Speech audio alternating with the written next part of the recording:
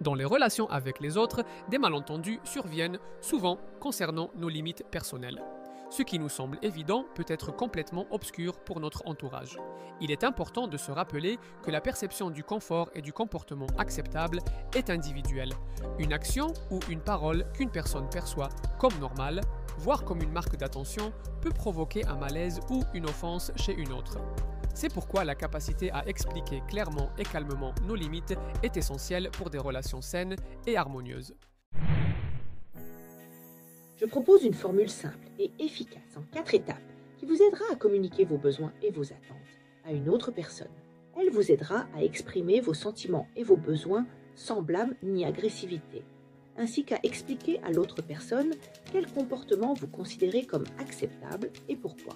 En utilisant ces étapes de manière séquentielle, vous augmenterez la probabilité que vos limites soient entendues et respectées, ce qui renforcera vos relations et améliorera votre bien-être émotionnel. Cette formule n'est pas une panacée, mais elle constitue un outil précieux dans votre panoplie de compétences en communication interpersonnelle.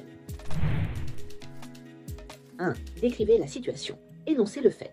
Commencez par une description neutre et objective de la situation ou de l'action spécifique qui a franchi vos limites. Évitez les jugements de valeur, les accusations et les réactions émotionnelles. Concentrez-vous sur les faits observables. Par exemple, à l'instant, tu as élevé la voix contre moi. Quand tu prends mes affaires sans demander, hier soir, tu m'as appelé après 11 heures. Dans notre dernier échange, tu as utilisé l'expression 2. Décrivez votre ressenti, ce que vous avez senti, ce que vous avez pensé. Après avoir énoncé le fait, partagez vos sentiments et vos pensées qui ont surgi en lien avec cette situation. Utilisez des messages « je » pour exprimer vos expériences sans accuser l'autre personne. Parlez de vos émotions et non de ses intentions ou de son caractère. Par exemple, quand tu as élevé la voix contre moi, je me suis senti mal à l'aise et pas écoutée. Quand tu prends mes affaires sans demander, j'ai l'impression que mon espace personnel est envahi. Hier soir, quand tu m'as appelé après 11 heures, j'ai pensé qu'il y avait une urgence. Et je me suis beaucoup inquiétée et ensuite j'ai eu du mal à m'endormir. Dans notre dernier échange, quand tu as utilisé l'expression « je me suis sentie offensée », 3. Expliquez précisément ce qui doit changer, quel comportement vous souhaiteriez. Formulez clairement et précisément quel comportement vous considérez acceptable pour vous et ce que vous aimeriez changer à l'avenir. Soyez aussi clair que possible et évitez les formulations vagues. Par exemple, j'aimerais qu'à l'avenir, tu me parles d'un ton calme. Il est important pour moi que mes affaires personnelles restent intactes sans ma permission. Je te demande de ne pas m'appeler après 10 heures du soir, sauf s'il s'agit d'une urgence réelle. À l'avenir, s'il te plaît, choisis des expressions plus respectueuses dans notre communication. 3. Expliquez précisément ce qui doit changer, quel comportement vous souhaiteriez.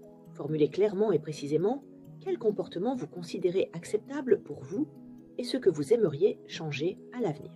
Soyez aussi clair que possible et évitez les formulations vagues. Par exemple, j'aimerais qu'à l'avenir, tu me parles d'un ton calme. Il est important pour moi que mes affaires personnelles restent intactes sans ma permission. 4. Décrivez les conséquences positives et négatives. Ce qui se passera si l'on vous écoute, quels changements positifs se produiront et quelles sanctions attendent si l'on ne vous écoute pas. Expliquez quels changements positifs se produiront dans votre relation si la personne écoute votre demande et respecte vos limites. Il est également important de souligner les conséquences. Pas nécessairement punitives, mais plutôt logiques ou liées à votre comportement futur. Si vos limites continuent d'être franchies.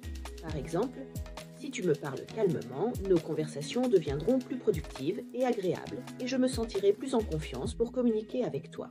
Ou, si cela continue, il me sera difficile de poursuivre cette conversation et je devrais l'interrompre.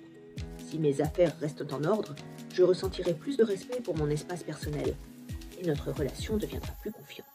Ou, si cela se reproduit, je devrais ranger mes affaires dans un endroit qui est inaccessible, ce que je préférerais éviter. Si tu ne m'appelles pas tard le soir, sans réelle urgence, je pourrai mieux dormir et serai plus énergique pendant la journée, ce qui aura un impact positif sur nos interactions.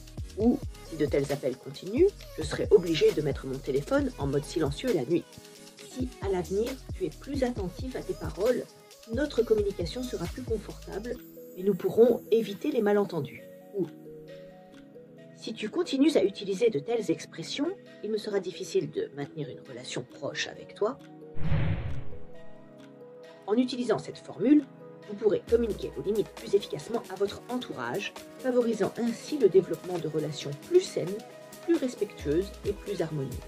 N'oubliez pas que l'établissement de limites n'est pas une manifestation d'égoïsme, mais plutôt une étape importante vers la préservation de votre bien-être émotionnel et de votre respect de soi.